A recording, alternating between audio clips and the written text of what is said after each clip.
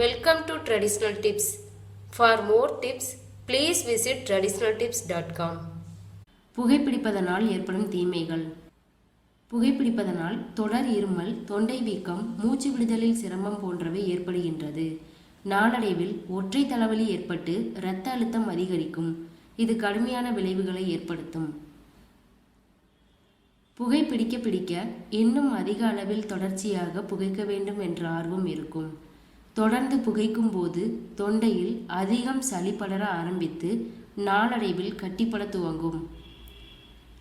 இது காசநோய் வரும் அறிகுறியாகும். இதனால் சோர்வும் தலை சுற்றலும் கூட ஏற்படலாம். அதிக அளவில் புகைப்பவர்களின் உதடுகளும் பற்களும் மிகவும் மோசமான நிலையில் மாறி பார்க்கவே அருவருப்பாக இருக்கும். இதனால் நாவின் சுவை அரும்புகள் தனது முழு ஆற்றலையும் இழக்க நேரிடும். எனவே சாப்பாட்டின் மீது உள்ள ஆர்வம் குறைந்துவிடும். நாளடைவில் சளி அடைப்பது போன்ற உணர்வு தோன்றுவதால் செருமிக் கொண்டே இருப்பார்கள். இதனால் பேச்சும் தடைபடும். புகைப்பழக்கம் அனைத்து உறுப்புகளையும் பாதிக்கிறது.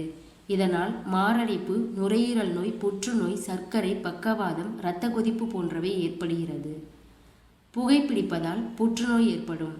இதனால் இளவயதிலும் திடீர் மரணம் ஏற்படலாம். புகைப்பிடிப்போரின் குழந்தைகளுக்கு சளி, இருமல், மூச்சு திணறல் ஏற்படலாம். புகைப்பிடிப்பதால் வாய், தொண்டை, மூச்சுக்குழாய், உணவு குழாய், சிறுநீரக பாதை வரை எங்கு வேண்டுமானாலும் புற்றுநோய் ஏற்படுத்தும்.